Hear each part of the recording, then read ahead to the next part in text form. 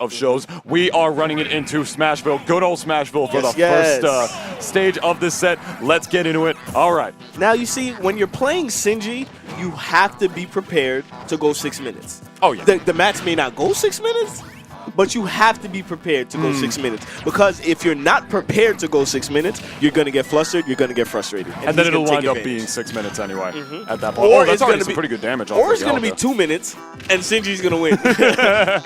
Maybe, but don't count your chickens before they hatch. I mean, HelpR is no slouch himself either. Rocking the Lucario, already starting to build up his aura a little bit with only 2% aura on the board, but already with a fair amount of rage so far. You got Sinji off stage. Is he gonna steal it? And he is! Good stuff to HelpR, taking the first stock off of Sinji with the steal. I don't know if you noticed, but Sinji bounced off against the wall with the side B, and that always puts Pac-Man in a bad position, especially if the person on stage is prepared to come off and edge guard them with the trampoline, and HelpR was right there, sniping, stealing that trampoline right there, taking the first stock against Sinji, exploiting that recovery. Absolutely. If you have a good up B that can get you back to the stage, you definitely want to go and challenge Pac-Man.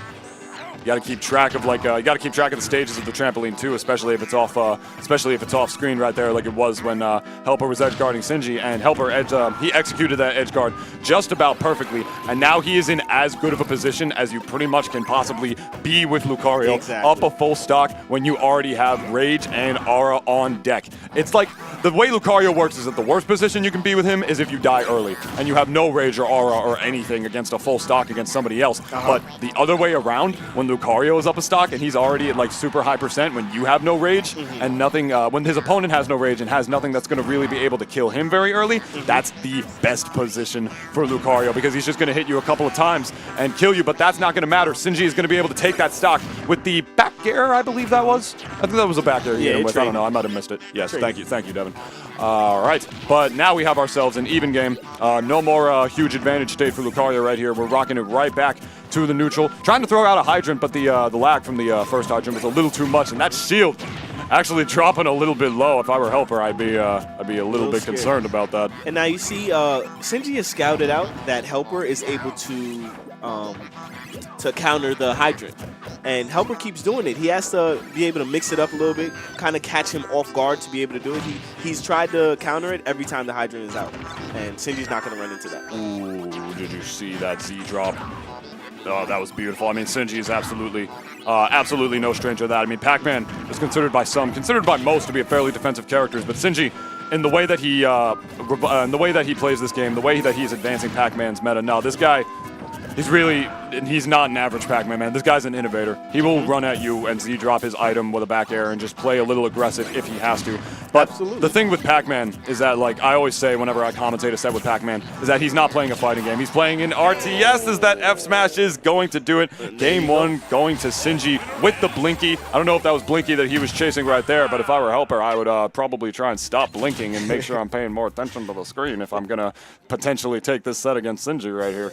And now you see Sinji capitalized on HelpR trying to counter the hydrant once again.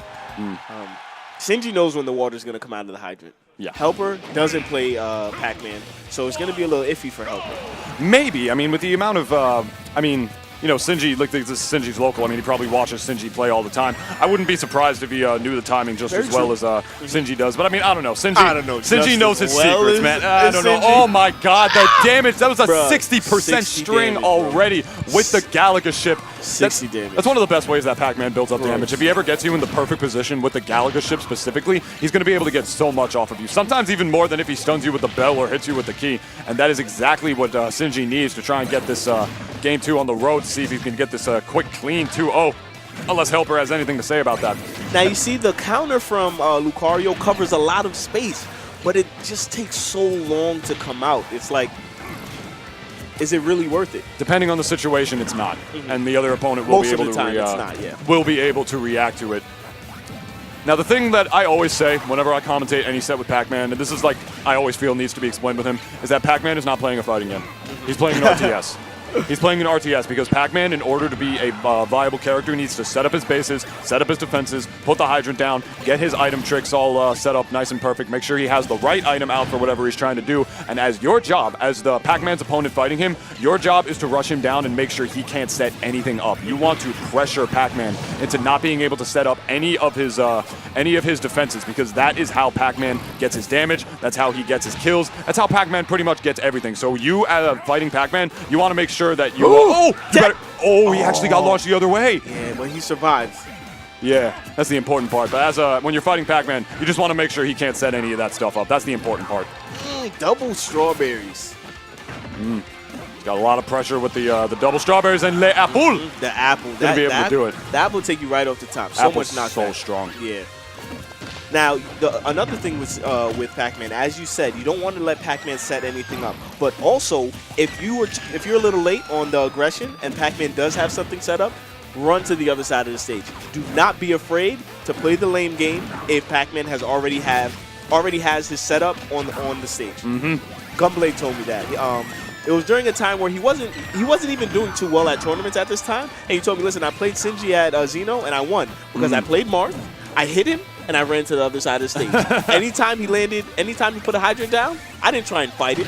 I just went to the platform. Yes, patience is definitely key in some situations. And considering, wow, I thought the Pell actually stunned him for a second, but I guess he got the back air out before that. Yeah, he traded with the Pell. Wow. But the oh my God, with the water, that killed him. Yeah. Holy moly, he just rode the momentum of the water into the back air. I didn't see any lightning in that scenario right there, but he was able to get it to kill. Let's take a look at this again. Sinji's going to hit him with the neutral air, put that hydrant down, just bait him with the neutral beat, and just turn around, wait for the water, and back air him for it. Sinji is so talented. Yeah, and it's not very often that he does that. He doesn't ride the water very often because it's a mix-up. It puts, if you're going to use the water, it's going to put you out of place. It's going to put you off the stage, out of stage positioning. You're going to give it up if you miss. So he doesn't do it very often, but that time, it worked. Yeah.